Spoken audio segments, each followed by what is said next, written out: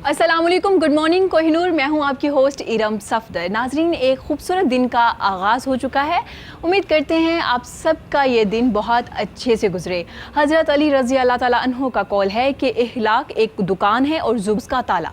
जब ताला खुलता है तो पता चलता है ये दुकान सोने की है या कोयले की है। नाजरीन, आज हम अपने प्रोग्राम में बात करेंगे बिजनेस की। एक अच्छा बिजनेसमैन कैसे बना जा सकता है। इसके अलावा हम बात करेंगे सोशल मीडिया की। सोशल मीडिया पे आप उसका पॉजिटिव इस्तेमाल करके कैसे पैसे कमा सकते हैं, कैसे अपना बिजनेस रन कर सकते हैं। इसके अलावा आज हम बात करेंगे एजुकेशन पे, क्योंकि मेरे साथ मेरे पहले मेहमान जो मौजूद हैं, मैं उनका इंट्रोडक्शन देना चाहूँगी। है वो है एग्जीक्यूटिव कमेटी मेंबर है लाहौर चैम्बर ऑफ कॉमर्स से Sheikh Mohammad Ibrahim. Thank you so much for coming sir. कैसे हैं आप? खैरियत से हैं? अल्हम्दुलिल्लाह। जी, उनके साथ मौजूद है आबिद अयूब जो हमें सोशल मीडिया के बारे में बताएंगे। Thank you so much for coming. कैसे हैं आप? खैरियत से हैं? और मेरे साथ मेरे तीसरे मेहमान मौजूद हैं अमार हैदर गुरु, जो एजुकेशनिस्ट भी हैं जी, पब्लिक स्पीकर भी हैं। थैंक यू सो मच अमार। कैसे हैं? आपके नाम के साथ अमार हैदर गुरु, तो ये गुरु क्या है? आपकी कास्ट है, सब नेम है, ये क्या है? जी सर, कभी आपने सुनी है ये कास्ट गुरु? हमने तो वैसे ही गुरु सुना है, जैसे इन्होंने बताया। कास्ट के तो आज पता लगा है, फिर इनका तो सारा ख़ानदान ही गुरुओं से भरा पड़ा होगा सर। ये सारे ही गुरु हैं जी। तो माशाल्लाह, ये जैसे इन्होंने कहा ब्लेसिंग है कि जो बच्चा पैदा होता है वो भी गुरु है माशाल्लाह। सही हो गया सर। आपसे पूछूं, आप माशाल्लाह से बिजनेस चला रहे हैं, सोशल वर्कर भी हैं। आपने जब अपनी स्टडी कंप्लीट की, अगर मैं आपके करियर की बात करूं जहां से आपने स्टार्ट लिया, तो शुरू से सोच लिया था कि बिजनेस करना है? वरना स्टूडेंट जैसे पास आउट होते हैं उन्हें होता है कि अब मुझे जॉब करनी है, तो आपने सोचा कि आपको बिजनेस करना है। जैसे हमारे भाई पैदाइशी तौर पे गुरु हैं, हमारी फैमिली पैदाइशी तौर पे बिजनेसमैन ही थी। मेरे फादर, मेरे ग्रैंडफादर वगैरह बिजनेस करते थे, तो हम भी जब पैदा हुए तो हम बिजनेसमैन ही थे। तो जब मैंने अपनी, बल्कि एजुकेशन तो बाद में कंप्लीट की, I start my business much earlier. अब्बा के साथ बिजनेस में जाना शुरू कर दिया था आफ्टर माय मैट्रिक, और उसके बाद मैट्रिक के बाद से स्टार्ट कर लिया आपने? तो फिर वो उसी दौरान ग्रेजुएशन भी की साथ में, और after graduation, after short time, कुछ अरसे बाद फिर अपना अलहदा से इंडिपेंडेंट बिजनेस स्टार्ट कर दिया 96-97 से, और आज तक उसको चला रहे हैं। तो आप अपने अब्बा से बिजनेस सीख रहे थे उस वक्त मैट्रिक के बाद? सबसे अच्छी बात ये है ना जी कि घर से ट्रेनिंग मिल जाती है। हाँ जी, हमारे जो बड़े हैं वो बड़े कामयाब अल्हम्दुलिल्लाह बिजनेसमैन, उन्होंने जितना सिखाया और जैसे उनकी रहनुमाई मिली, इवन कि हम blessed, I am the blessed person कि जी जिसके अब्बा ने आज तक सिखा रहे हैं, हम आज तक सीखने के प्रोसेस में हैं। और ये एक ऐसा प्रोसेस है कि जो कभी ख़त्म नहीं हो सकता। जिस इंसान ने ये सोच लिया कि मैंने सब सीख लिया, वो मेरे ख्याल में उसके ज़वाल का पहला दिन शुरू हो जाता है। तो आप हर रोज़ सीखते हैं, हर मिलने वाले से सीखते हैं। आज हम यहाँ बैठे हैं, हम चारों एक दूसरे से कुछ ना कुछ सीख के उठेंगे। बिल्कुल ऐसे कुछ ना कुछ ऐसा। सर, जब आपने बिजनेस स्टार्ट किया 1996 में, जब अपना बिजनेस स्टार्ट किया, तो कितनी इन्वेस्टमेंट की और कहाँ से हेल्प ली? अब्बा से ही हेल्प ली स्टार्ट लेने के लिए? जी बिल्कुल, स्टार्टिंग जो थी वो इन्वेस्टमेंट तो कोई इतनी बहुत हैवी नहीं थी, लेकिन उस ज़माने में ठीक है इन्वेस्टमेंट थी। और ट्रेडिंग से शुरू किया था, फिर इंडस्ट्री, 2 साल बाद इंडस्ट्री में आ गए, और फिर अल्हम्दुलिल्लाह वो बढ़ता चला गया। और अल्लाह का बहुत शुक्र है कि उसने हर दिन हर वक्त अपने करम, अपनी रहमतें रखी।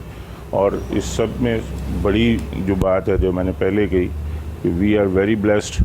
अम्मा अब्बा का साथ, उनकी दुआएं, ज़िंदगी में आपकी मेहनत, आपकी सोच, आपकी चीज़ें बहुत काम आती हैं, लेकिन आपके बड़ों की दुआएं, आपके बड़ों की रहनुमाई, इसका कोई नेमल बदल नहीं है। ये आपको नज़र नहीं आ रही होती।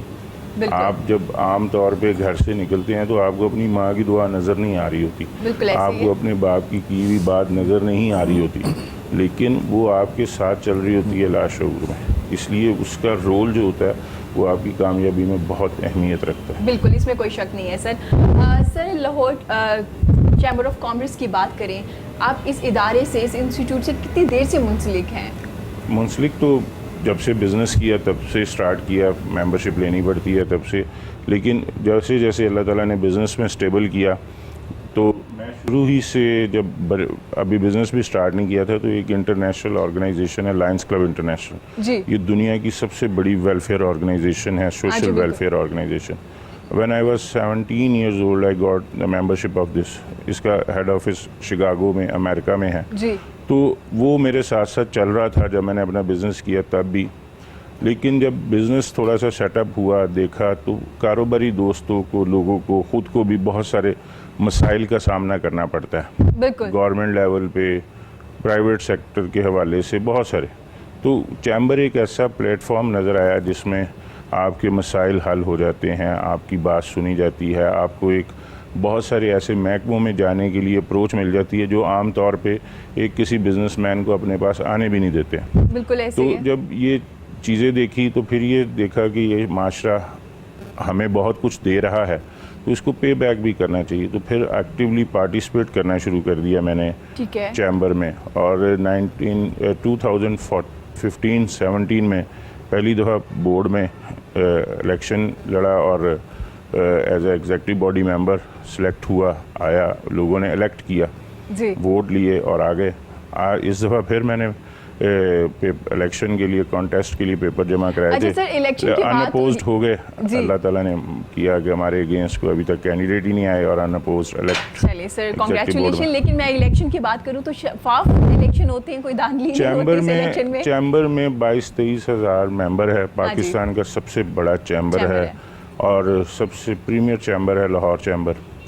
पहला चैम्बर था जिसने वोटर लिस्ट पे वोटर का फ़ोटो छापी हुई है। ठीक है। आईडी आपने लेके आना है, अपना तस्वीर आपकी मैच करती है, नाम आपका लिखा होता है, आईडी कार्ड नंबर आपका मौजूद है। आपकी जब तस्वीर है, आपके आईडी कार्ड पे आपकी तस्वीर है, आईडी कार्ड नंबर लिखा हुआ है, तो फिर मेरे ख्याल में मैं तो आपकी जगह वोट डाल नहीं सकता या मैं हमारे भाई की जगह वोट नहीं डाल सकता। तो बहुत ट्रांसपेरेंट, बहुत नीट एंड क्लीन।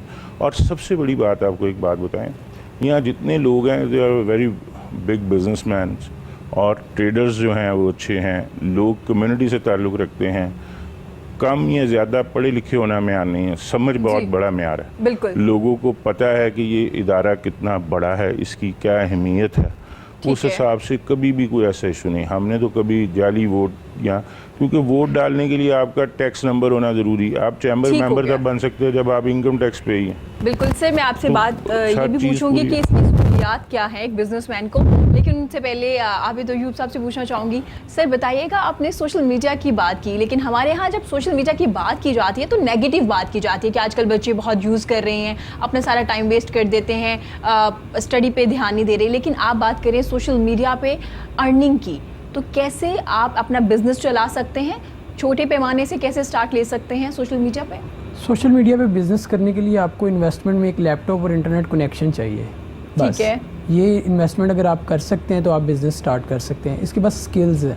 नेक्स्ट 3 तरह हम मुख्तलिफ कैटेगरीज़ में अगर डिफ़ाइन करें ना, 3 तरह के बिज़नेस हम कर सकते हैं। पहले नंबर पे अगर आप कंटेंट प्रोड्यूसर हैं, ठीक है, किसी भी तरह का आप कंटेंट प्रोड्यूस करते हैं, आप अच्छा लिख सकते हैं, आप अच्छी वीडियो बना सकते हैं, आप अच्छी ऑडियोज़ क्रिएट कर सकते हैं, तो आप इंटरनेट से अर्निंग कर सकते हैं एज अ कंटेंट प्रोड्यूसर। ठीक है। दूसरा, आप सर्विसेज देते हैं, कोई भी सर्विस है, वेबसाइट बनाने की, डिज़ाइनिंग, डेवलपमेंट, आप ब्रोशर डिज़ाइन कर सकते हैं, कंटेंट अच्छा लिख के किसी दूसरे के लिए लिख सकते हैं। कोई भी सर्विसेज आप इंटरनेट पे ऑनलाइन मुख्तलिफ लोगों के लिए घर बैठे या अपने ऑफिस में कर रहे हैं। हमारे बहुत सारे क्लाइंट्स जो होते हैं वो इंटरनेशनल हैं। पाकिस्तान में बहुत कम क्लाइंट्स होते हैं, ज़्यादा क्लाइंट्स हमारे इंटरनेशनली होते हैं और हम उनके लिए यहाँ पाकिस्तान में बैठ के काम कर रहे होते हैं। तीसरे नंबर पे जो सर्विस है वो ये है कि आपका कोई भी एक ABC बिज़नेस है जो आप पहले से यहाँ रन कर रहे हैं, आप उसी बिज़नेस को ऑनलाइन लेके आ जाएं। ठीक है। आपकी एक शॉप है, मोबाइल शॉप है, या आप कोई भी एक बिज़नेस कर रहे हैं, आप उसके ई-कॉमर्स, उसकी सर्विसेज ऑनलाइन देना शुरू कर दें। आप एक ई-कॉमर्स स्टोर शुरू कर लें, पाकिस्तान में मुख्तलिफ हैं, या आप अपने लॉन्च कर सकते हैं। ये 3 कैटेगरीज़ में हम इसको डिफ़ाइन करते हैं। एक चौथी छोटी सी कैटेगरीज भी है जिसमें आजकल बहुत सारे लोग हैं, वो इन्फ्लुएंसर्स, सोशल मीडिया इन्फ्लुएंसर्स। उसमें आप काम कर सकते हैं।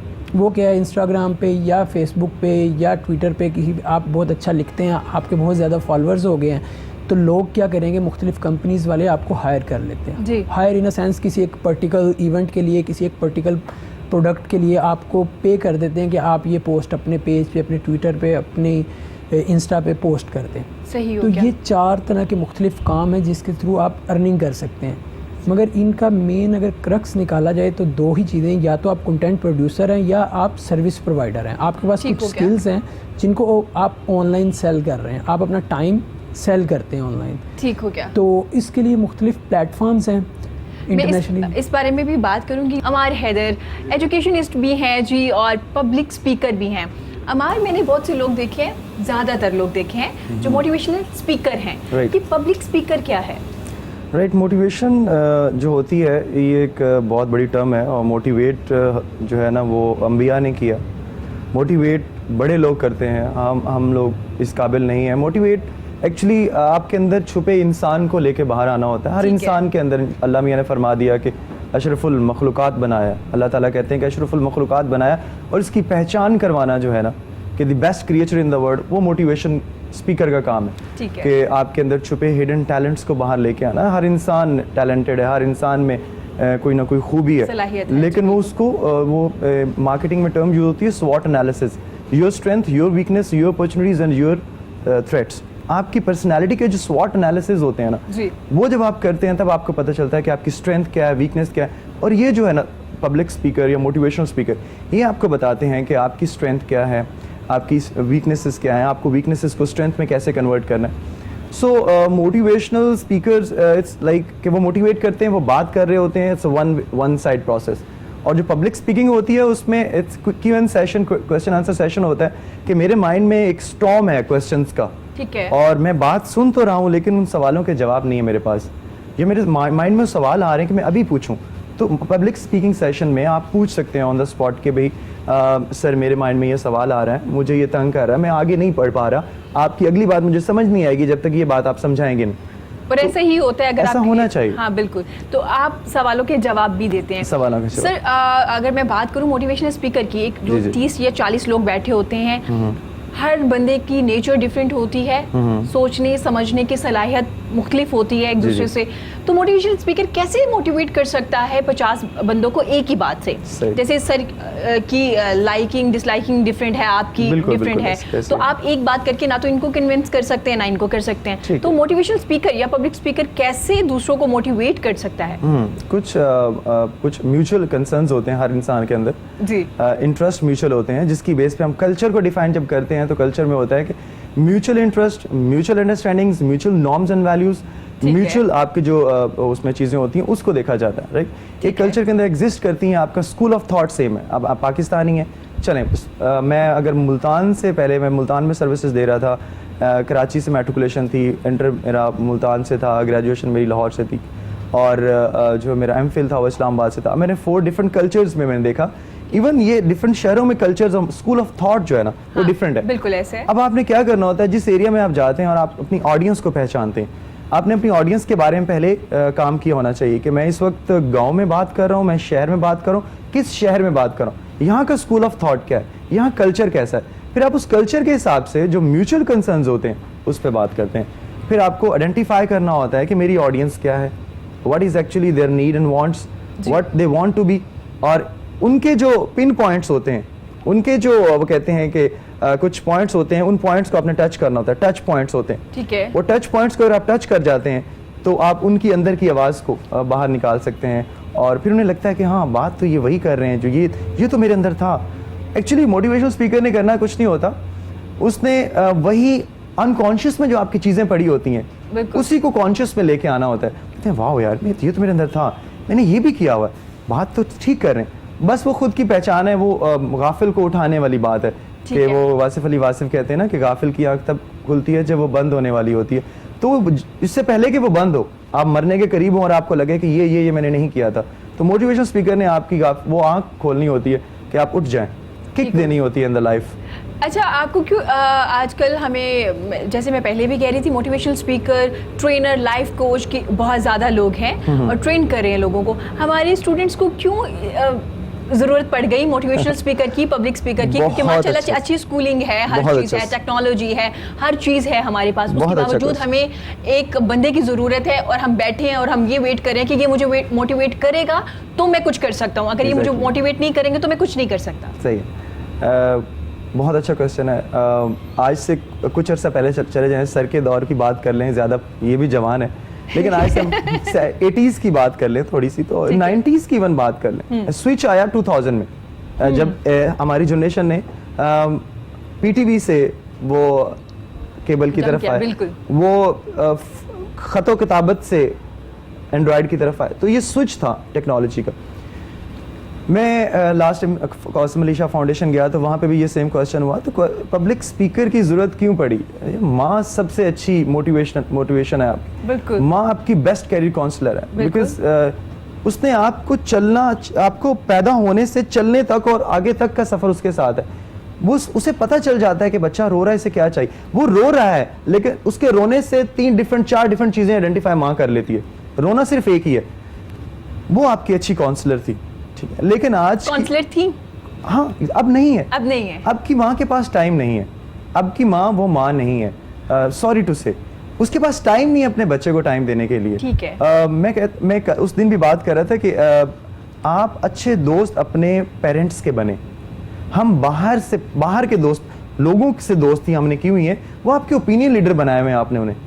आप अपने ओपिनियन लीडर जो है ना वो अपने माँ बाप को बनाए। अच्छा, सॉरी टू कट यू, आपने बात की कि अब अच्छी काउंसलर नहीं रही माँ, क्योंकि उनके पास टाइम नहीं। अगर मैं ये कहूँ कि हमारे बच्चों के पास टाइम नहीं है, अगर माँ आपके पास बैठी है तो हम भी तो फोन पे बिजी रहते हैं, जी जी, तो हमारे पास भी तो टाइम नहीं है अपने पेरेंट्स को देने के लिए। रिस्पॉन्सिबिलिटी है ना। वो टाइम था कि एक जगह पे खाना बनता था और एक टाइम फिक्स हुआ करता था, और सारे चूल्हे के इर्द गिर्द, गाँव की बात अगर मैं करूँ तो चूल्हे के इर्द गिर्द हम लोग अपनी अपनी वो सीट लेके आ जाते थे, और वो तब गैस भी नहीं थी और धुआं निकल रहा होता था और माँ पराठे बना रही होती थी और पूरे घर में खुशबू होती थी, पता चल जाता था। वो फजर के टाइम उठने का एक रूटीन थी, एक फैमिली पैटर्न था, एक फैमिली पैटर्न था। हमें पता था कि इस टाइम डिनर मिलना है, इस टाइम लंच मिलना है, तो वो लाइफ पैटर्न चेंज हो गए हैं और ये पेरेंट्स की जिम्मेदारी। और मैं ये नहीं कहता कि अब माएँ हैं, अभी भी वो माएँ हैं, लेकिन मैं जनरल बात कर रहा हूँ कि अब वो इन्वायरमेंट नहीं रहा। हाँ। वो एक टाइम का खाना नहीं रहा। अब अम्मी मेरे कमरे में खाना भेज दें या मैं आज बाहर से खा के आ जाऊँ, वो जंक फूड्स, ठीक है। exactly. तो ये सारा जो कल्चर है वो बदल चुका है और ये बड़ी मातम करने की बात है और ये लम्हा फिक्रिया है हमारे पेरेंट्स के लिए भी कि ये जो सेल फोन है ना, ये बहुत जब इस नस्ल की तबाहकारियाँ लिखी जाएंगी तो इसको वन ऑफ द फैक्टर ये होगा कि इस वजह से तबाहकारियाँ हुई इस नस्ल की, वजूहात में एक वजह है। बिल्कुल बिल्कुल। अभी सर ने बात की कि ये ब्लेसिंग भी है और ये कर्स भी है। ब्लेसिंग, डिजिटल नोमैड्स का एक एरा है ये कि सीवी विल डजंट मैटर, आप सोए हुए हैं, आप कहीं पे भी हैं, दैट इज योर ऑफिस।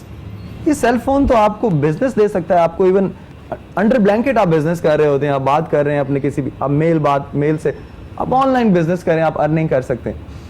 आप बात कर रहे थे कि पेरेंट्स को टाइम देना है, पेरेंट्स को मैनेजमेंट करनी है, पेरेंट्स को काउंसलिंग करनी है, पेरेंट्स को एनालिसिस करने हैं कि बच्चा क्या कर रहा है, कितने बजे आ रहा है, कितने बजे जा रहा है, इसके दोस्त कैसे हैं। A man is known by the company he keeps. Yes, company matters a lot. आपको बहुत इफेक्ट करती है। जो कहता है कि नहीं करती वो झूठ बोलता है और ये बहुत मैटर करती है।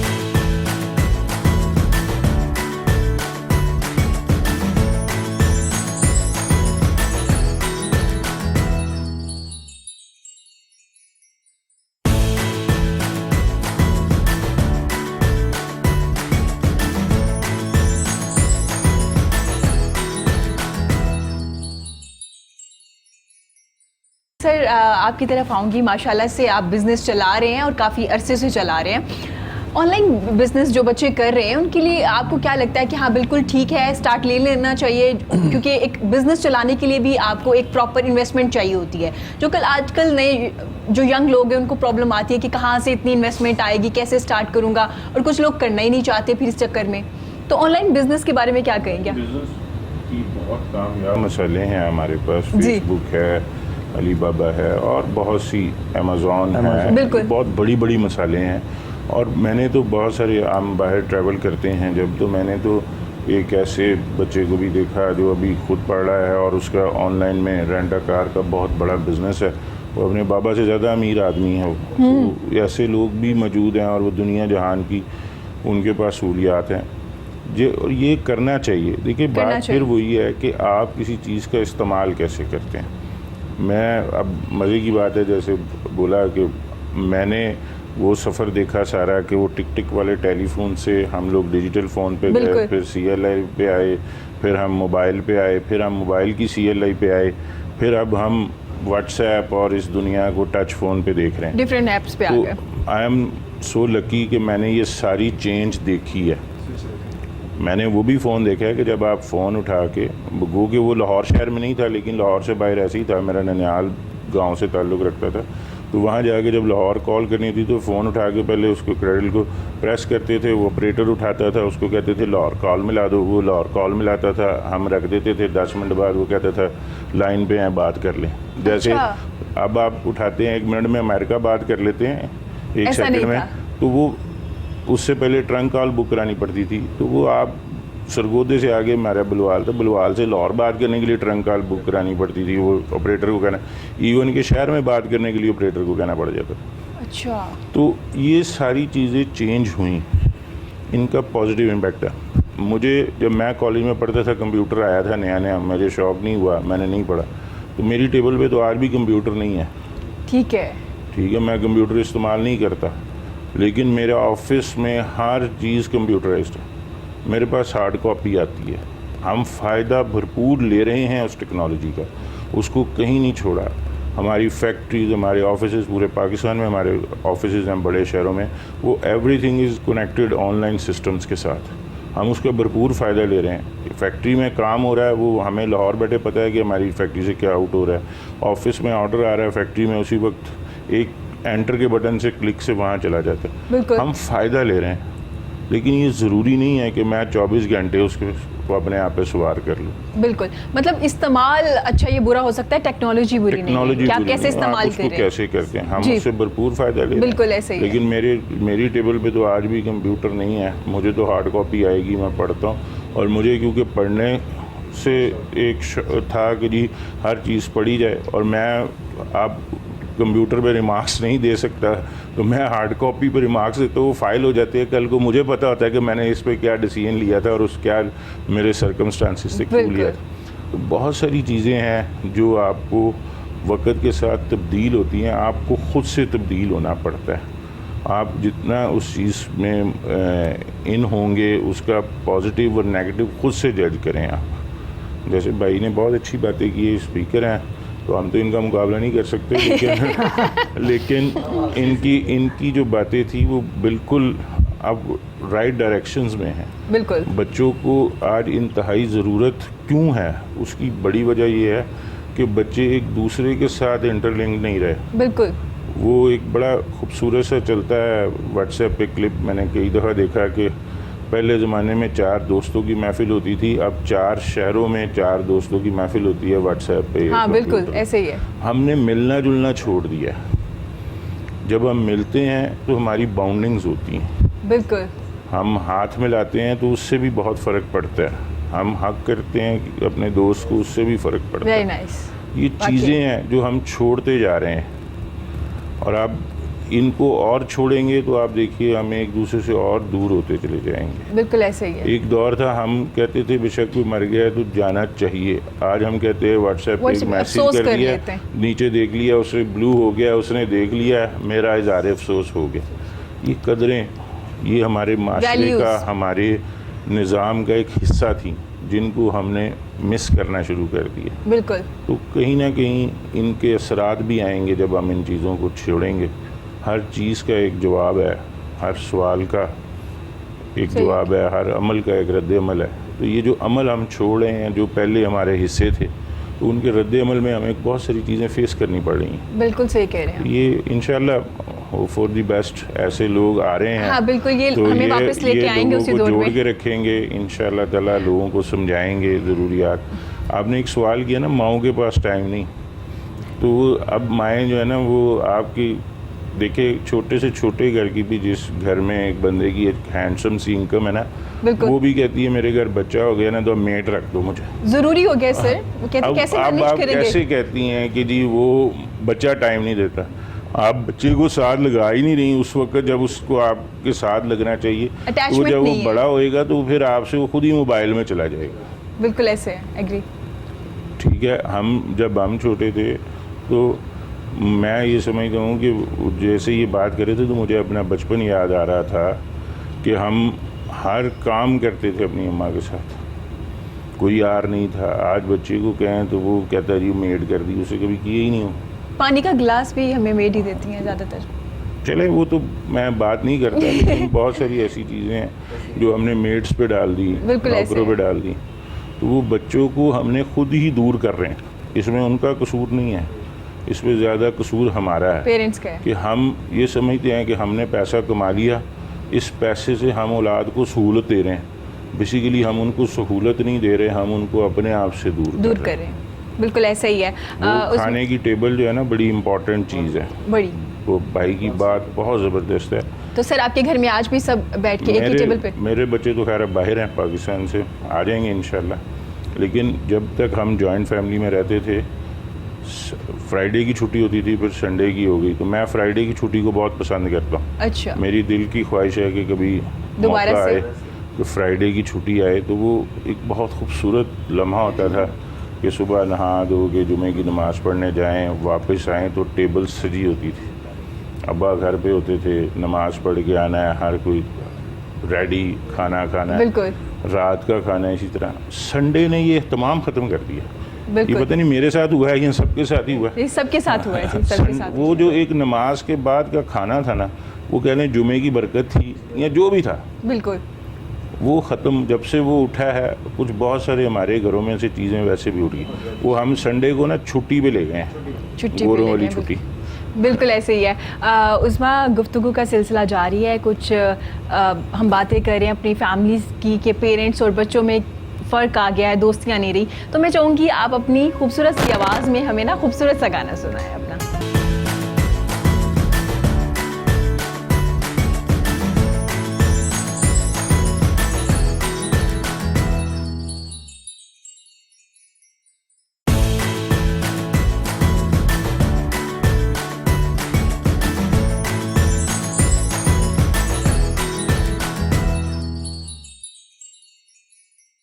वेलकम बैक जी। गुफ्तगू का सिलसिला जारी है, मज़े मज़े की बातें हो रही है, सोशल मीडिया की भी बात हो रही है, एजुकेशन की बात हो रही है। और अमार ने जैसे कि हमें बताया, अमार हैदर ने, कि पब्लिक स्पीकर की ज़रूरत हमें क्यों महसूस हुई और क्यों ज़रूरी है पब्लिक स्पीकर का होना हमारे यहाँ। तो अमार, आपसे पूछना चाहूँगी, आपने बता तो दिया पब्लिक स्पीकर क्यों ज़रूरी है और क्यों हमें ज़रूरत पेश आई। अब मैं बात करूँगी, आप एजुकेशनिस्ट भी है, लेक्चरार भी हैं यूनिवर्सिटी में, तो हमारे जो स्टूडेंट्स हैं, अगर उनके बिहेवियर पे बात की जाए तो हमारे जो बिहेवियर है वो चेंज होना शुरू हो गए हैं। हमारे में अगर मैं बात करूँ रिस्पेक्ट की, अदब की, उसकी कमी नज़र आ रही है। तो क्या कहेंगे आप? बिल्कुल ऐसे ही है। ये एनर्जीज हैं स्टूडेंट्स के अंदर, जवान होते हैं, उनके अंदर एनर्जी होती है। तो एनर्जी जो होती है वो इमोशंस से निकलती है, और इमोशंस होना बहुत अच्छी बात है, ठीक है, लेकिन उन इमोशंस और एनर्जी की यूटिलाइजेशन और उनकी डायरेक्शन जो है वो गलत है। अब उन्हें गुस्सा आता है, गुस्सा और प्यार दो ऐसे इमोशंस हैं जो बहुत ज़्यादा इंटेंस इमोशंस हैं। या गुस्सा बहुत इंटेंस होता है या प्यार इंसान को बहुत इंटेंस होता है। तो इन दोनों की यूटिलाइजेशन, उनकी चैनलाइजेशन ठीक नहीं है। प्यार है तो हम उसको किसी और डायरेक्शन में ले जाते हैं, और जो गुस्सा है उसकी भी डायरेक्शन। तो उसमें जो गुस्सा है वो एक एनर्जी है, वो एक पॉजिटिव एनर्जी है, ठीक है, और उस गुस्से को यूटिलाइजेशन कैसे करनी है कंस्ट्रक्टिव पर्पस के लिए। गुस्सा आता है, आप चीजें तोड़ने लग जाते हैं, आप बदतमीजी करने लग जाते हैं, आप जो है ना अपनी अग्रेसिव हो जाते हैं। वो एक अच्छी चीज है, गुस्सा एक अच्छी चीज है, वो अच्छी चीज है। गुस्सा की एनर्जी अच्छी चीज है कि वो जो एनर्जी है, लेकिन उसकी उस एनर्जी की यूटिलाइजेशन जो है वो कंस्ट्रक्टिव पर्पस के लिए होनी चाहिए। आपको गुस्से में वैसे भी कहा गया है कि आप रिएक्ट ना करें, रिस्पॉन्ड करें। गुस्सा आए तो आपको जगह बदल लेनी चाहिए। गुस्सा आए तो आपको अपना सांस का पैटर्न चेंज करना चाहिए। आई मीन आप ठहर के सांस लें, आप पानी का गिलास पी लें, आप जगह बदल लें। तो आज का जो बच्चा है उसका बिहेवियर इस वजह से ख़राब हो गया है क्योंकि वो मार नहीं प्यार, और वो बुकिश नहीं रहा, बुक्स नहीं पढ़ता, जो है वो इल्म से बहुत दूरी और ईमान से और इस्लाम से बहुत दूरी इसके अंदर है। पहले की मुझे याद है कि अब भी ऐसा होता है कि जब कोई बड़ा आता है तो हम अपना चैनल चेंज कर लेते हैं। मतलब अगर हमने कुछ एंटरटेनमेंट का चैनल लगाया होता था तो हम उसको और जल्दी से हम उसको जो न्यूज़ के चैनल पे चले जाते थे, कुछ डर से, कुछ रिस्पेक्ट से कि वो आएंगे और वो डांटेंगे या वो गुस्सा करेंगे, या रिस्पेक्ट फैक्टर कि हम क्या देख रहे हैं। तो अब वो वाली चीज़ नहीं है। अब वो अगर हम सराहने बैठे हुए हैं तो अगर कोई बड़ा आता है तो हम उठ के दूसरी साइड पे चले जाते हैं ताकि वो सर वाली साइड पे आके बैठे, किसी बेड पे या अब चारपाई पे बैठे हम। तो वो पहले फैक्टर्स थे, वो नॉर्म्स एंड वैल्यूज थी। आज का स्टूडेंट शायद ये वो एक गैप जो था एक टीचर और स्टूडेंट का, वो बड़ों के अदब का, वो भूल गया है। वो अपने आप को कुछ समझने लग गया है। इल्म जो है ना वो आपको शऊर देता है। शऊर के अंदर जो ऐन है वो इल्म है, वरना ऐन निकाल दें तो पीछे शोर बचता है, और आजकल शोर ही है। वो शऊर, इल्म आपको शऊर नहीं दे पा रहा है। इल्म आपको डाउन टू अर्थ करता है, तालीम आपको डाउन टू अर्थ करती है। वो कहते हैं, सुकराम इलाही साहब कहते हैं, मैंने सुना, वो कहते हैं इल्म मुश्किल से मोहब्बत का नाम इल्म है। और आज हम मुश्किल से दूर भागते हैं। जब हम मुश्किल से दूर भागते हैं तो मुश्किल में ही तो अदब है, ठीक है। तो और हम किसी चीज को जान लेते हैं ना, that is the death of knowledge. किसी भी चीज को जान लेना, तो तजस्सुस का नाम इल्म है। और हमारी आज की यूथ तजस्सुस में नहीं पढ़ती, वो खोज में नहीं पढ़ रही। वो किसी भी चीज को जान लेती है, वो उससे उसका किसी कोई मकसद होता है। मैंने पढ़ लिया, मैंने ये एक चैप्टर पढ़ लिया, मेरा जो एग्जाम है वो क्लियर हो जाएगा। मेरा मकसद उस एग्जाम को क्लियर करना है। न्यूमेरिक्स हैं, सीजीपीए, मेरा मकसद उससे तालीम हासिल करने से अपने आप को पहचानना नहीं है, ठीक है। तो आजकल के दौर में सर भी टीचर हैं, और मैं ये चाहूंगा कि आज के टीचर, राय लूंगी इस बारे में, वो हमारे टीचर्स का बहुत बड़ा रोल है इसमें। क्योंकि देखिए, बिल्कुल मैं रूटीन की बात हमेशा करता होता हूँ कि वो सुबह 8 बजे आता है स्टूडेंट और शाम 4 बजे जाता है। ये दिन का वो रोशनी का वो हिस्सा है जो हमारे साथ वो गुजारता है और हमारे साथ टाइम स्पेंड करता है। शाम को फिर जाता है, भाई वो सोना खाना, और फिर ज्यादातर टाइम हमारे साथ। तो हमारे पे एक रिस्पॉन्सिबिलिटी है कि उनकी जो ये एनर्जीज हैं, इनकी यूटिलाइजेशन कैसे करनी है।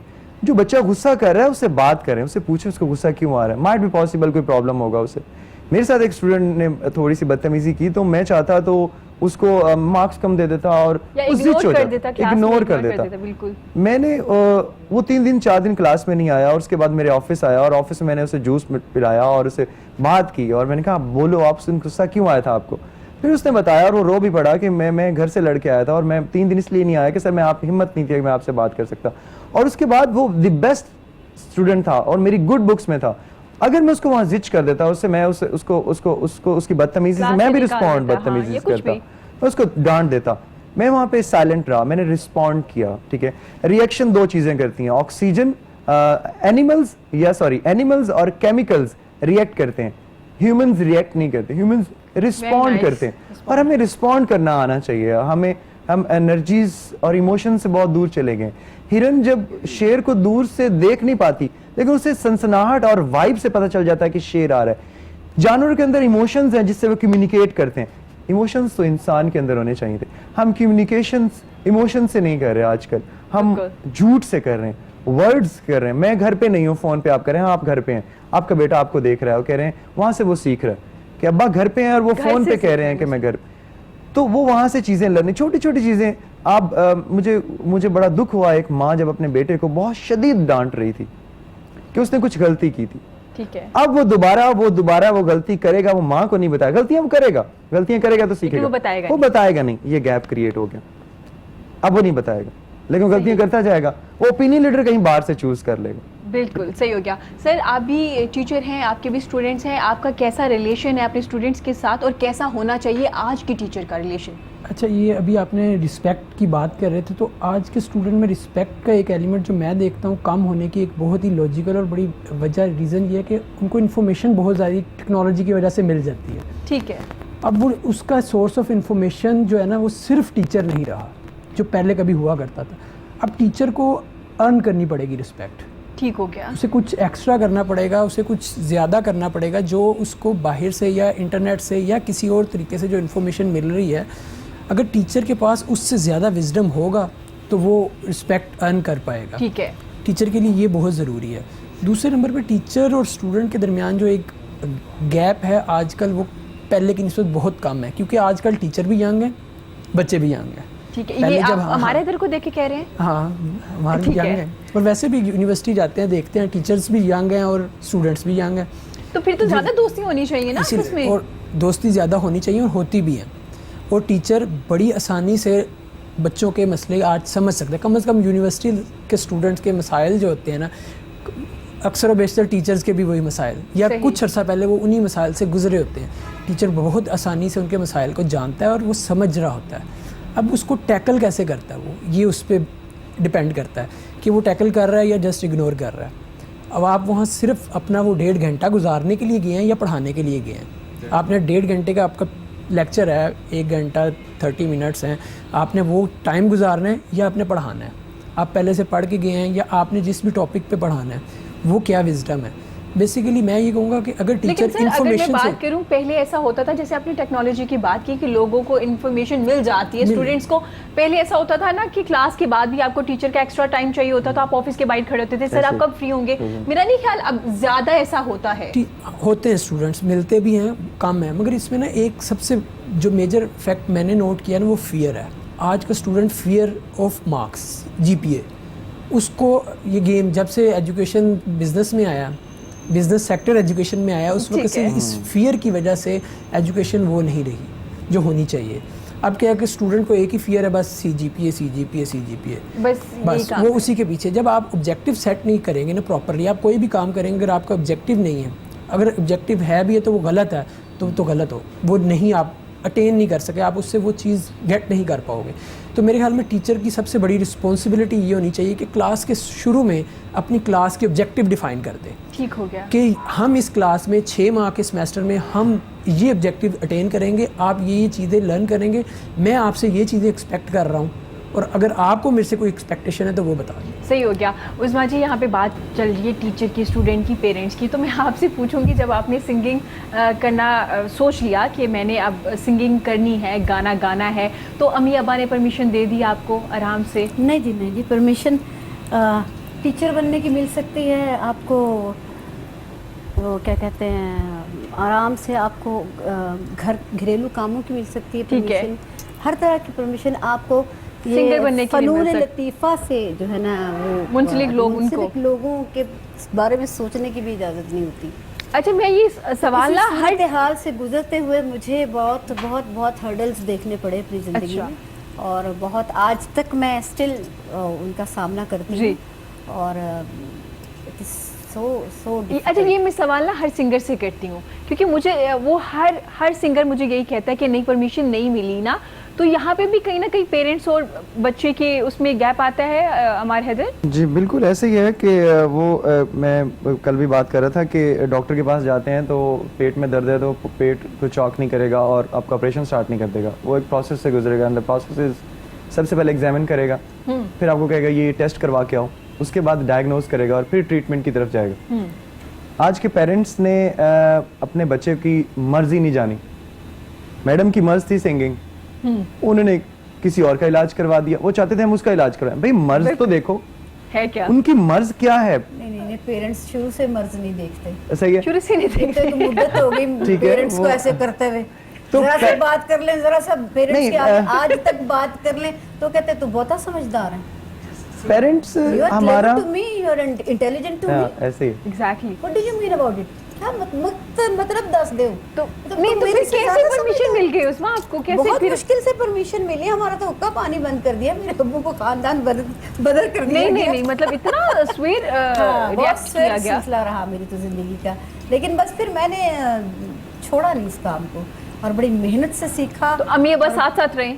नहीं, वालिदा की तो बचपन में डेथ हो गई थी बॉर्न कैंसर से, तो उस वक्त तो कैंसर का इतना ज़्यादा इलाज नहीं था। तो when I was 2 years old, तो मैंने वालिदा अपनी देखी भी नहीं। जो भी कुछ भी मेरी एक्सपेक्टेशंस थी या मेरा आइडियल था, जो कुछ था, मेरे वालिद साहब थे।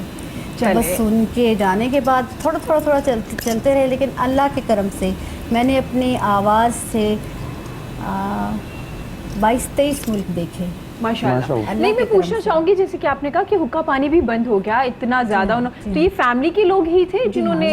फैमिली के ही लोग होते हैं जनाब, आपको घर से डांट पड़ती है, बाहर से तो नहीं पड़ती। बिल्कुल ऐसे। तो अभी वो खुश हैं आपकी सिंगिंग से? या मैंने आपसे कहा मेरा स्टिल ये सिस्टम चल रहा है। ठीक है, मैं स्टिल उसी पोजीशन में हूँ, आई एम स्टिल देयर।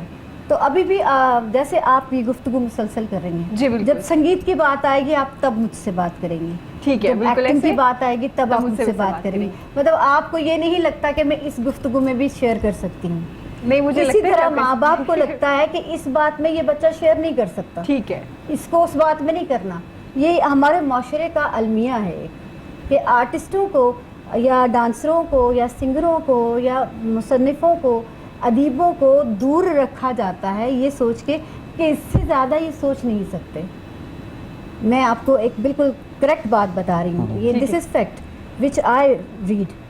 तो मैंने जो कुछ देखा और पढ़ा और सुना, तो वो मैंने ये देखा कि अभी रिसेंटली मैंने एक पीटीवी पर भी प्रोग्राम किया था मोहसिन जाफर साहब का, तो वहाँ पर भी एक इसी तरह की गुफ्तगू जारी थी। तो जब गाने का टाइम आता था तो वो कहती थी उस्मा मैडम अब आप आ जाइए, तो इस सेम ये लफ्ज़ मैंने वहाँ पर भी कहे थे। तो ज़रूरी नहीं है कि एजुकेशन आप घर से लाकर किताबें ही सामने रखेंगे हाँ, तो पता बिल्कुल, चलेगा। एग्री।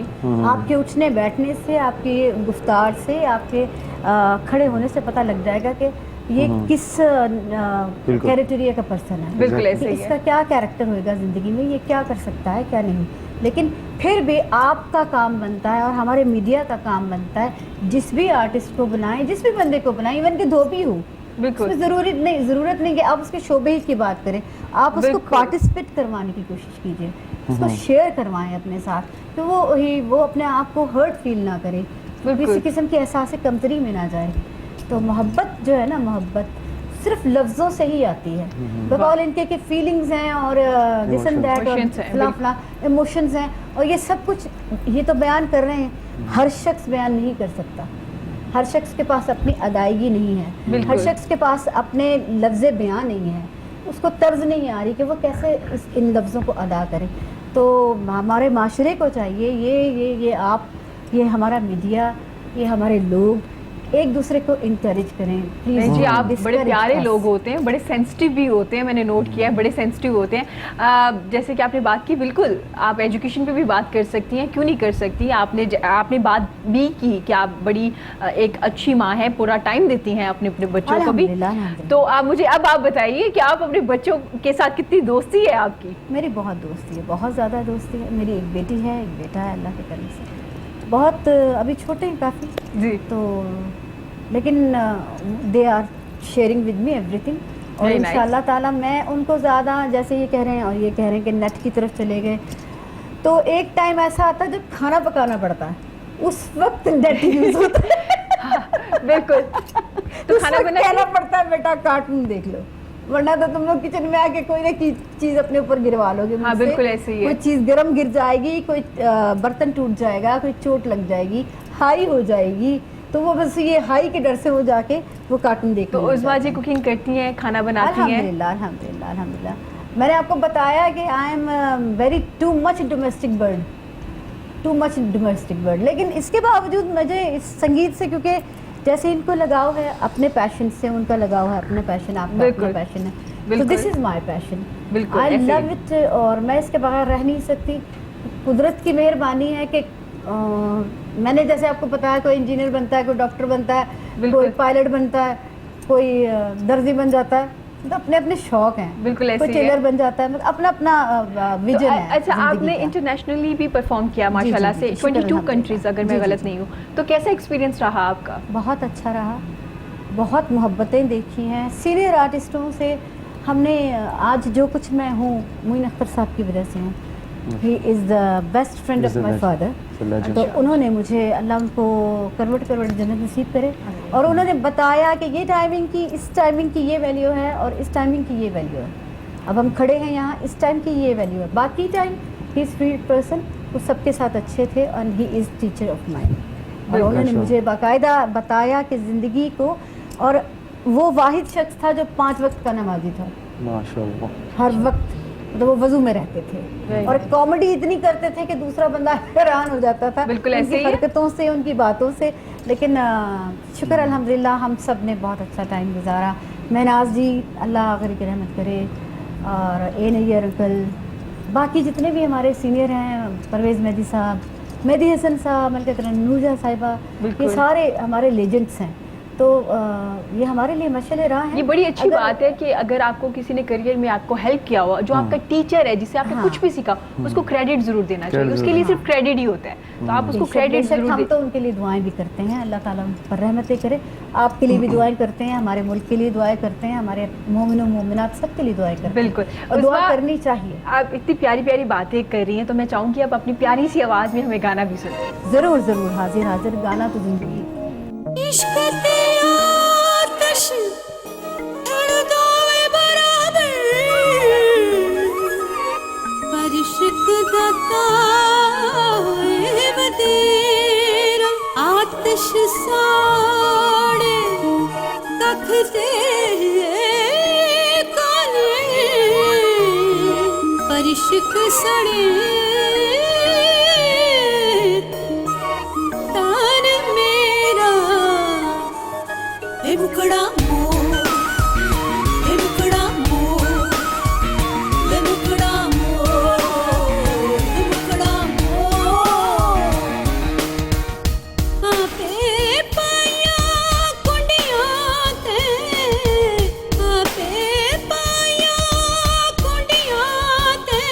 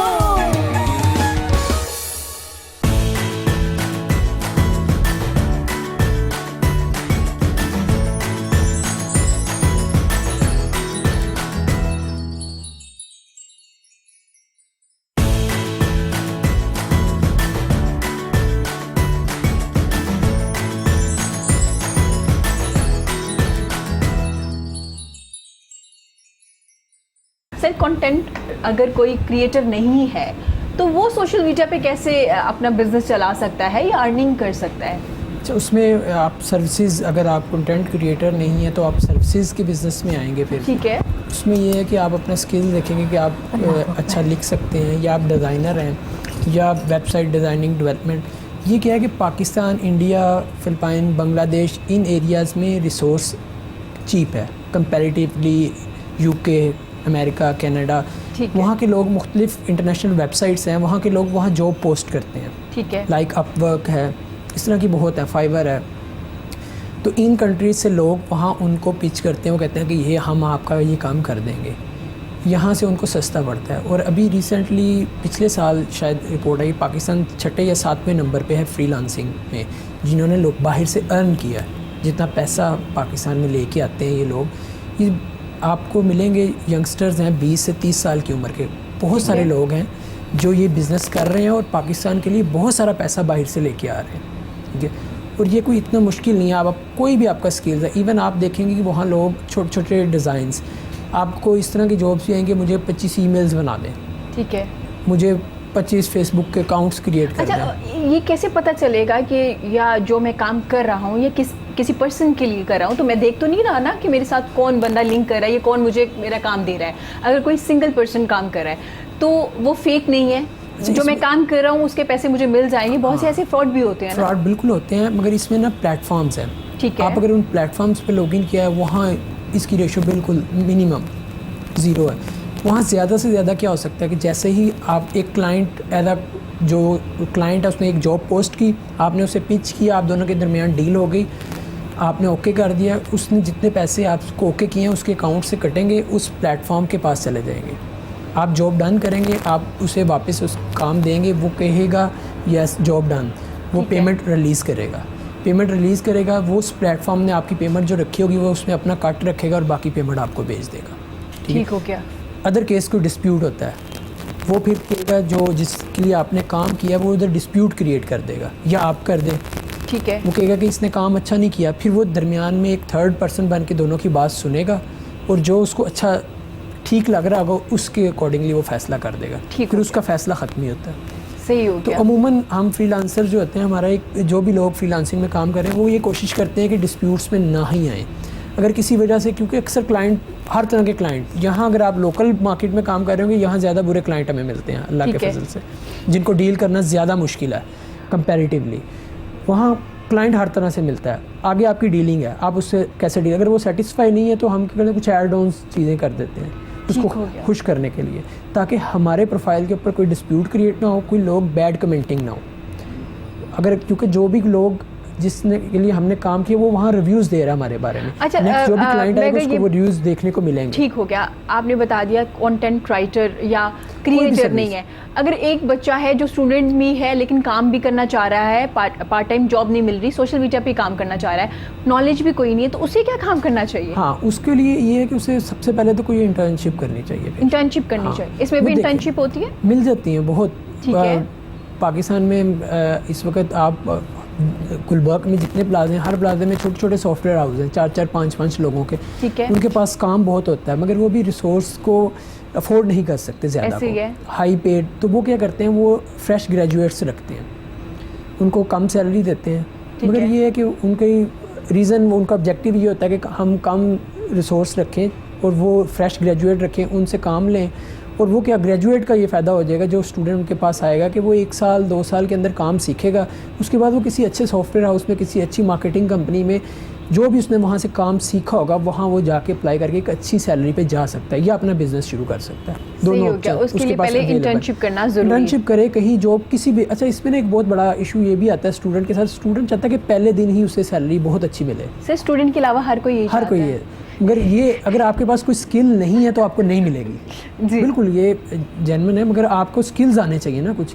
देखिए, क्लाइंट, आप गवर्नमेंट जॉब में नहीं है, प्राइवेट सेक्टर में अगर आप आपको वो 10,000 भी पे कर रहा है, तो वो उसकी जो ओनर है उसकी कोशिश होगी ये कम से कम मुझे 15,000 तो कमा के दे। हाँ, बिल्कुल ऐसा ही है। तो अगर आप 15 नहीं कमा के दे रहे तो वो आपको नहीं पे करेगा। बिल्कुल ऐसे ही है। तो आपको स्टार्ट में कुछ करना पड़ेगा, कुछ करके दिखाना पड़ेगा। मैंने जॉब स्टार्ट की, मेरी सैलरी बहुत ही कम थी, उसमें तो मेरे जो आने जाने का एक्सपेंस वो बियर नहीं होता था। ठीक हो गया। मगर फिर मैंने उसी कंपनी से जब रिज़ाइन किया, मैं प्रोजेक्ट मैनेजर था और हाईली पेड था ठीक हो गया। उसी कंपनी में सबसे हाईली पेड मैं ही था। तो ये मैटर नहीं करता, मैटर ये करता है कि आपको काम क्या सीखा है। फोकस अर्निंग पे ना करें, लर्निंग में करें। लर्निंग पहले फेज़ पे आप ऑनलाइन अर्निंग में आना चाह रहे हैं, आप सोच रहे हैं कि मैंने ऑनलाइन काम करना है, ऑनलाइन बिजनेस करना है, तो आपका फोकस लर्निंग होना चाहिए। मुझे 10 साल होने वाले हैं, मैं आज भी हर रोज़ नई चीज़ सीखने को मिलती है। नए इश्यूज आते हैं, ऐसे ऐसे इश्यूज आते हैं जो पहले सुने ही नहीं होते। बिल्कुल ऐसे सुना ही नहीं होता कि ये भी इश्यूज किसी ने फेस किया बिल्कुल। अमार हैदर, आपसे पूछना चाहूँगी, आजकल हमारे स्टूडेंट डिप्रेशन में नज़र आते हैं। डिग्री हाथ में होती है और उसके बाद आप गोल्ड मेडलिस्ट भी होते हैं, ग्रेड भी बड़े अच्छे आए होते हैं, उसके बाद उनको टेंशन होती है जॉब की कि अब जॉब क्या करनी है। तो हमारे जो इंस्टीट्यूट है, तो आपको नहीं लगता कि उन्हें डिग्री के साथ गोल्ड मेडल देने के साथ साथ स्किल भी सिखानी चाहिए स्टूडेंट को, ताकि डिग्री मिलने के बाद आपको प्रॉब्लम्स ना आए आगे जाके? ऐसे डिग्रीज़ जो हैं वो क्या कर रहे होते हैं और जॉब ढूंढ रहे होते हैं। मैं फिर वही बात रिपीट हो जाएगी। कल भी ये बात कर रहा था कि BBA और MBA, BBA is a bachelor of business administration और MBA is a master of business administration. और ये क्या कह रहा है? ये कह रहा है कि आप बैचलर हो रहे हैं बिज़नेस को एडमिनिस्ट्रेट करने में, मास्टर हैं बिज़नेस को एडमिनिस्ट्रेट करने में। आपने एक स्किल ले ली और उसकी यूटिलाइजेशन ने आप किसी और को सर्विसेज देने चले गए। आप तो बेस्ट एडमिनिस्ट्रेटर हैं, तो आपने अपना बिज़नेस क्यों नहीं स्टार्ट किया? हाँ, तो आपका 90% रिस्क जो है वो आपका कारोबार में है और 10% रिस्क आपका नौकरी में है, पेशे में। और वो कहते हैं ना कि सोच का फ़र्क है कि परवाज़ है दोनों की इसी एक फ़ज़ा में। इकबाल कहते हैं परवाज़ है दोनों की इसी एक फ़ज़ा में, करगिस का जहाँ और है, शाहीन का जहाँ और ये जो शाहीन है आजकल के शाहीन नहीं है, कबूतर हैं। ये जो है ना वो कलाबाजियाँ खा के आपको तमाशा दिखा देते हैं और शाहीन नहीं है। इन्हें उड़ना आता है लेकिन शाहीन की निगाह से नहीं। ठीक है। करगिस आपका जो है ना वो मुर्दार खाता है और शाहीन आप फ्रेश शिकार करके खाता है। बिल्कुल। वो एक छोटी सी स्टोरी मैंने सुनी कहीं कि 10 शेर थे, वो तमाशा दिखाते थे सर्कस में। तो वाइल्ड लाइफ वालों ने कहा कि अब ये तमाशा दिखा के बहुत कमज़ोर हो गए हैं, तो इनको जंगल में छोड़ देना चाहिए। और उनको ऑब्जर्वेशन की गई, उनकी 5 to 6 मंथ्स उनकी ऑब्जर्वेशन की गई। 10 शेरों को जब छोड़ा गया जंगल में और उसके बाद उनकी जब ऑब्जर्व किया गया, पता चला कि 10 में से 8 शेरों को जंगली कुत्ते खा गए। जंगली कुत्ते खा गए? बिल्कुल। और जो 2 हैं वो भी बड़ी मुश्किल से सर्वाइव कर पाए। तो आज की यूथ जो है वो डिप्रेशन का शिकार इसलिए कि वो डिपेंडेंट बहुत है। वो शेर तो कहलाते हैं खुद को, वो उठ के पानी नहीं पी सकते। उन्होंने लपटना झपटना ही देखा मार्केट में, उन्होंने लर्निंग ही नहीं ली। अच्छा, उनके अंदर पेशेंस नहीं है। 2 चीज़ें हैं। कोई भी अभी सर भी बात कर रहे थे कि बिजनेस भी जो करना है, जो ऑनलाइन अर्निंग भी करनी है, 2 चीज़ें हैं, दोनों 2 P's की बात करता हूँ। 3 P's, persistence, patience and the passion. ये 3 P's आपके अंदर होने चाहिए। हमारे अंदर पैशन तो है लेकिन पेशेंस नहीं। शॉर्टकट रहे हैं, फौरन से चीज़ मिले, राइट? और फौरन से चीज़ नहीं मिला करती होती, उसके लिए प्रोसेस है। प्रोसेस है कि छोटा सा बच्चा है, वो उठ के भागना नहीं शुरू करता, वो रेंगता है, फिर वो दीवार के साथ लग के चलना शुरू होता है, फिर आहिस्ता आहिस्ता वो उसका पहला कदम उसकी वीडियोस बनाई जाती हैं, बच्चे ने चलना शुरू कर, उसके बाद वो रनिंग करता है। बिल्कुल ऐसे ही है। जब एक प्रोसेस है, नेचर ने कह दिया कि there is a process to have a run in the life, so आप नेचर के अगेंस्ट तो नहीं जा सकते। बिल्कुल ऐसे ही है। उसी चीज को अप्लाई करना है अपनी लाइफ में कि अभी कुछ भी आप जॉब ही करते हैं, चले जॉब की तरफ जाना है तो एकदम नहीं मिलेगी। आपको पेशेंस, नो नो नो सुनने पड़ेंगे, उसके बाद जाके यस आएगा। हम 2-4 नो सुन के हम बिल्कुल डिप्रेस हो जाते हैं, एंग्जाइटी में चले जाते हैं और डिप्रेशन में चले जाते हैं। और हालांकि डिप्रेशन और मायूसी और बेचारगी तो ईमान में है ही नहीं। बिल्कुल ऐसे ही है। हमारे तो तवक्कुल अल्लाह है, बहुत बड़ा एक असर, एक बहुत बड़ा एहसास है। देखिए अमेरिका के अंदर 400 पागल खाने और कराची के अंदर सिर्फ 4 पागल खाने। अब अंदाजा लगा लें कि वो लोग, उनके पास क्या नहीं, उनके पास तवक्कुल अल्लाह नहीं, उनके हमारे पास कितनी बड़ी उम्मीद, एक अगले लम्हे की उम्मीद, हमें अगले जीने की उम्मीद नहीं है, पता नहीं है, लेकिन हमें उम्मीद है। अगले लम्हे का पता नहीं है लेकिन उम्मीद है। और वो उम्मीद ही हमारा कुल एहसास है। और अल्लाह से इस बात की तवक्कुल अल्लाह के अल्लाह बेहतर करेंगे। कितना ज़बरदस्त सेंटेंस है, ठीक है। और ये उनके पास नहीं, उनके पास 400 पागल खाने हैं और डिप्रेशन के शिकार हो जाते हैं। और हमारी यूथ के पास उम्मीद है। ये एक ऐसी मार्केट है जो अभी बिल्ड हो रही है, डेवलप अंडर कंस्ट्रक्शन पे, जहां अंडर कंस्ट्रक्शन चीजें हो ना, अपॉर्चुनिटीज ज्यादा होती हैं कि मुझे मिस्त्री रख लो, मुझे तगारी वाला रख लो, मुझे ये काम दे दो। अंडर कंस्ट्रक्शन जहां हो वहां पे वसाइल ज्यादा होते हैं, जो डेवलप्ड है वहां तो जरूरत ही नहीं है आपकी, जरूरत ही नहीं है तो बिल्कुल। जो अंडर कंस्ट्रक्शन मुल्क है ना, वहां पे आपको इतने ज्यादा काम करने को मिलेंगे, अपॉर्चुनिटीज मिलेंगी, क्योंकि वहां जरूरत है अभी। तो डिप्रेशन आपका तभी आता है जब आपका फोकस और गोल नहीं होता। बिल्कुल। देखिए गोल जरूरी है, अल्लाह ताला हर जगह मौजूद है, फिर भी किबला है कि उस तरफ नमाज करके, सो किबला बताता है कि हमें ये हमारा फोकस है, ये डायरेक्शन। तो इंसान की लाइफ में भी कोई ना कोई मकसद होना चाहिए। एरिस्टोटल के पास एक बच्चा जाता है और उसे कहता है कि मुझे ना कामयाबी चाहिए, ठीक है। तो कहते हैं कि कामयाबी मिलेगी, आपको मेरे साथ चलना होगा। एक 7 habits of highly effective people, Stephen Covey की बुक में मैंने ये पढ़ा। हाँ, बिल्कुल। तो उसको साथ लेके चला वो, और एक गहरी सी जो नदी थी उसमें लेके चला गया। अब चूंकि उसकी कद में कदावर थे एरिस्टोटल, और बच्चा छोटा कद था, अब वो बच्चा डूबना शुरू हो गया। बच्चा उसकी यहाँ तक था तो बच्चा डूबना शुरू हो गया, उन्होंने ऊपर से हाथ से दबा दिया। अब वो नीचे तड़पने लगा, और थोड़ी देर बाद 10 सेकंड के बाद जब बाहर निकाला तो बच्चे से पूछा कि क्या फील कर रहे थे, क्या शिद्दत से तुम्हें आ रहा था जब पानी के नीचे थे, शिद्दत से क्या लेने को दिल कर रहा था, क्या फील थी? कहते शिद्दत से सांस लेने को दिल कर रहा था। तो कहते इसी शिद्दत से, जो पानी के नीचे तुम्हें शिद्दत सांस लेने की हो रही थी, इसी शिद्दत से कामयाबी के पीछे भागना शुरू कर दो, कामयाबी तुम्हारी तरफ आना शुरू कर। तुम्हारे अंदर इंटेंसिटी नहीं है, तुम्हारे अंदर पेशेंस नहीं है। हमारे हैदर अगर बात करें तो हमारे यहाँ ये भी बड़ा है कि एक जॉब पे गए, 2 जॉब पे गए, रिजेक्शन हो गई, इंटरव्यू क्लियर नहीं हुआ तो हम बैठ जाते हैं, तो मैं तो कर ही नहीं सकता, मुझसे नहीं होगा, और फिर ब्लेम करना शुरू कर देते हैं दूसरों को कि देखा जॉब्स नहीं है, क्या करें, हमारा क्या कसूर है। तो कहीं ना कहीं हम खुद भी अपने लिए डिप्रेशन खुद ही क्रिएट कर रहे होते, खुद ही बना रहे होते हैं। उस बात जी आपसे पूछना चाहूंगी, सिंगिंग कर ली माशाल्लाह से, अब मैं एक्टिंग की बात करना चाहूंगी। आप फिर एक्टिंग की तरफ आ गई, कैसा एक्सपीरियंस रहा आपका, आपने ड्रामे में काम किया तो? जी अच्छा रहा, अल्लाह के करम से, शुक्र है उसकी ज़ात का। जहाँ 4 लोग सिखाने वाले होते हैं वहाँ कुछ ना कुछ बंदा सीख ही जाता है। बिल्कुल। जैसे अभी मुझे यहाँ बैठे काफ़ी बातें लर्न हुई, और अभी इन्होंने कहा कि हर वक्त अपने आप को जो है वो सीखने की पटरी पर डाल के रखना चाहिए। बिल्कुल ऐसे ही है। जो लर्नर होता है उसको, उसकी तो अचीवमेंट ही बहुत होती है। तो हम लोग मतलब ड्रामा भी किया, मूवी भी की, फिल्म भी की, फिल्म में गाने भी गाए, 2 फिल्में एक चली और 2 फिल्में फ्लॉप हो गई बड़ी मोहब्बत से एक मूवी चली, मतलब एक फ्लॉप हो गई, कोई बात नहीं, चलता। अब ज़्यादा मोटिवेट हुई होंगी क्या, मुझे ज़्यादा अच्छा काम करना है, अब मुझे ज़्यादा इस पे करना है, जब फ्लॉप हुई होगी मूवी? नहीं, वो तो चली नहीं ना जो फ्लॉप हुई। अच्छा, वो तो चली नहीं, डब्बे में ही चली गई। उसमें मैंने गाया भी था, सिंगिंग भी थी। जो चली नंगे पाँव मूवी मेरी, तो वो यंग टू ओल्ड कैरेक्टर था। मेरे से जो हीरोइन थी उनकी शादी भी हुई थी, उनके बच्चे भी थे बड़े बड़े, तो वो हीरोइन थी। तो यंग टू ओल्ड कैरेक्टर मेरा था, तो हीरोइन वो थी। तो वो it is little tragedy with me, क्योंकि मेरे वाले साहब ने कहा था हीरो दे नेड़े नहीं जाना अच्छा, ये उन्होंने मुंडे दे नेड़े नहीं जाना, बस ठीक है, यंग टू ओल्ड कैरेक्टर करवा लूँगा। मैं अपनी बेटी का शौक पूरा करना चाहता हूँ, फिल्म में काम करवाना चाहता हूँ, लेकिन इसको यंग टू ओल्ड कैरेक्टर कराना है। कोई ऐसा कोई गाना, कोई डांस, कोई दौड़ भाग, कुछ नहीं, ठीक है, हीरो करीब नहीं आएगा, बस सही हो गया। इसी तरह का मुझे नहीं तो 18 इयर्स की ओल्ड थी, आई वाज 19 लिटरली थी। तो मुझे मतलब ऐसा हुआ कि मैंने कहा अच्छा ठीक है। तो ये तो जब आपके बाबा ने आपको बात की तो ये आपने जाके डायरेक्टर और प्रोड्यूसर को भी बता दी कि भाई मैंने काम करना है, लेकिन ये लिमिटेशंस है मेरी? नहीं, मैंने नहीं बता दी, मेरे वालिद साहब ने लिमिटेशंस डायरेक्ट जाके बता दी उन्हें? हाँ, डायरेक्ट जाके, क्योंकि उनके फ्रेंड थे।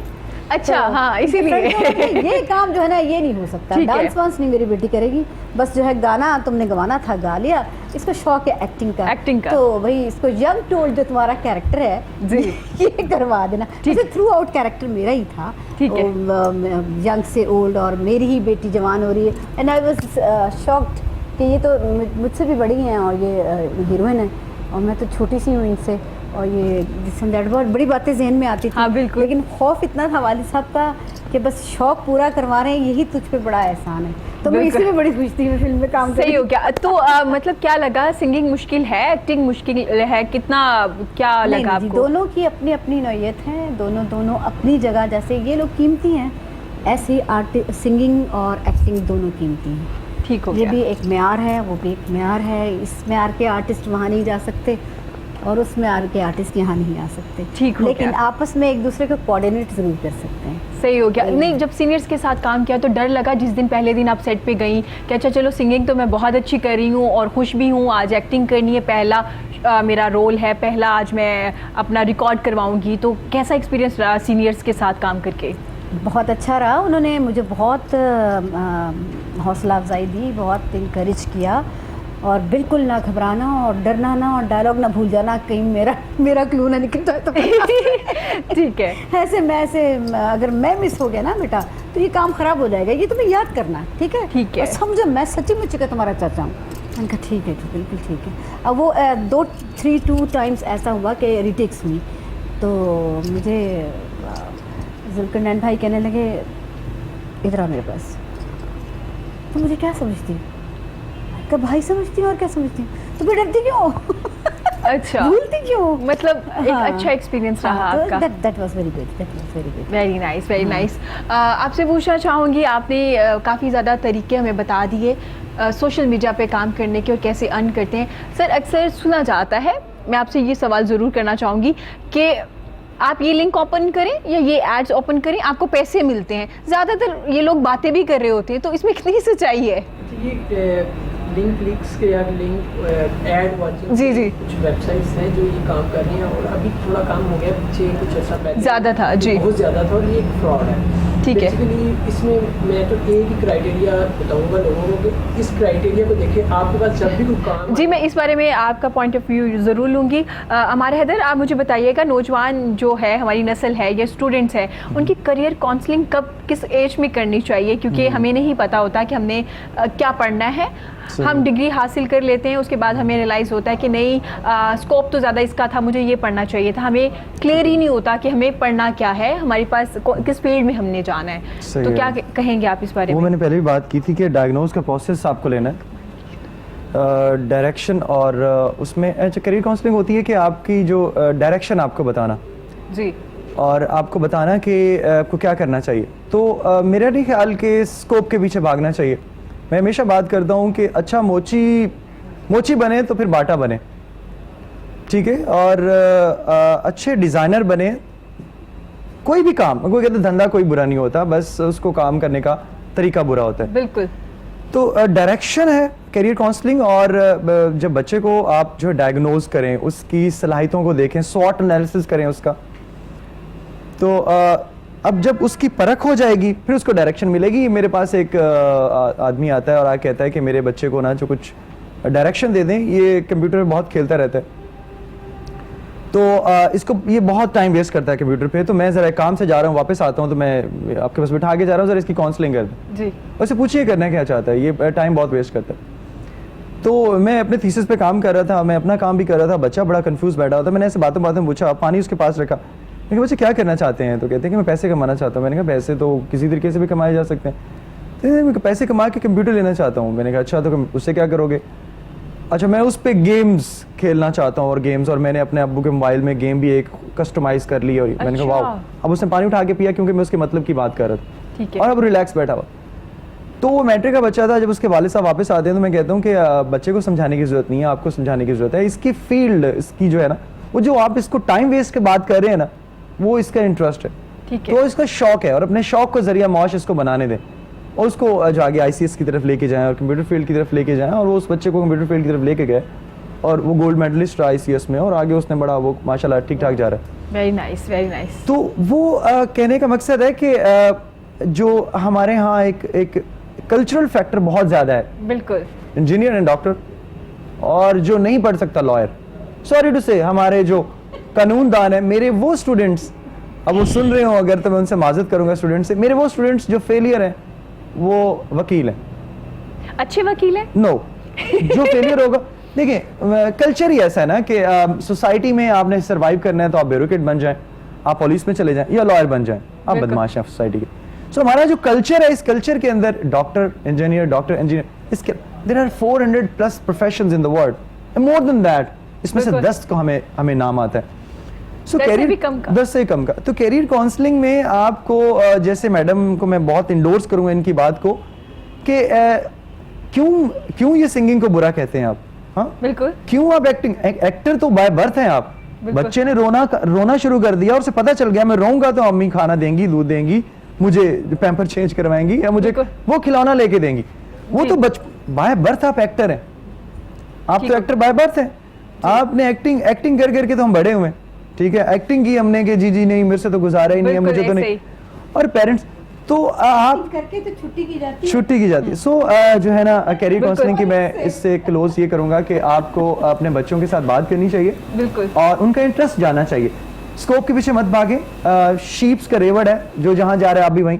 आपको अपना ग्राउंड पहचानना है। क्रिकेट का स्कोप है, क्रिकेट पे नहीं। आपका बच्चा हॉकी अच्छा खेलता है, बिल्कुल, सो उसका ग्राउंड को पहचाना, उसको खेल बिल्कुल। सर मैं चाहूंगी, टाइम कम है तो आप जो जवाब दे रहे थे एड्स के बारे में वो शॉर्ट सा उसका आंसर दे दीजिए।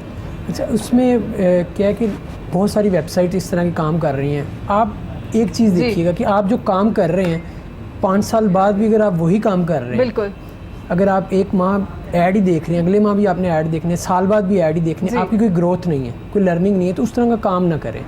फिर जो बंदा आपसे वेबसाइट में रजिस्ट्रेशन के पैसे मांगे या कहे कि दूसरे लोगों को लेके आएँ एड्स देखने के लिए, देखें एड्स देखने से आपका कोई फ़ायदा नहीं होता, ठीक हो गया, आपको कोई स्किल नहीं आती, तो इसलिए इस तरह के कामों से बचें। बिल्कुल। Thank you so much sir, आपने अपना कीमती वक्त दिया और बहुत अच्छी बात है हमसे शेयर की। अमार हैदर गुरु, आपका भी बहुत ज़्यादा शुक्रिया। उस्मा जी, आपका भी बहुत शुक्रिया। मैं चाहूँगी प्रोग्राम के अख्ताम पे आप अपना खूबसूरत सा गाना हमें सुनाइए। नाज़रीन, थैंक यू सो मच, और हमें देखते रहिए, हमें फीडबैक भी देते रहिए। खुश रहिए, अपना और अपने प्यारों का बहुत ज़्यादा ख्याल रखिए।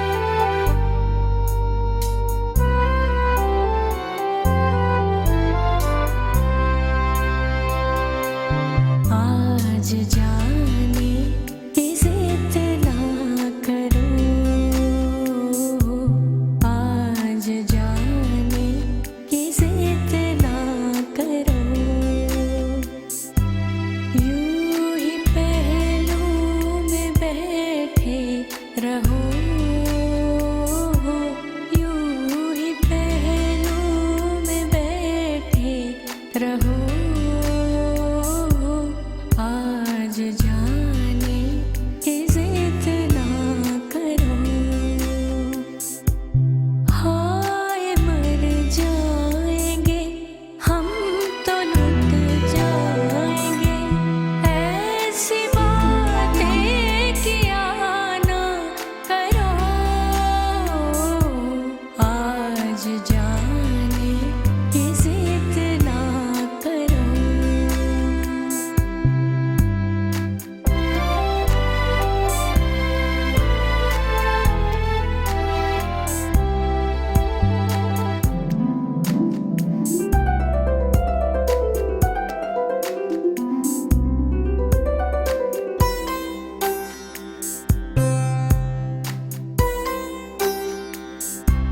तुम ही सोचो जरा, क्यों न रोके तुम्हें, जान जाती है जब उठ के जाते हो तुम, जान जाती है जब उठ के जाते हो तुमको अपनी कसम जाने जा, बात इतनी मेरी मान लो, आज जाने की जिद ना करो।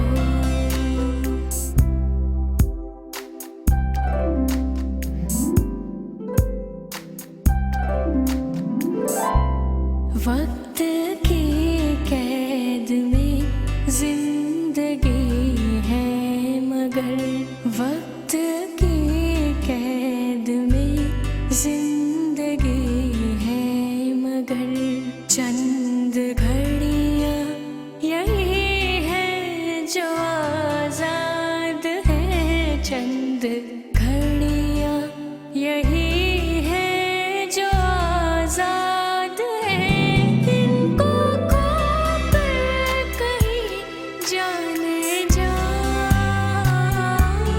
उम्र भर ना तरसते रहो,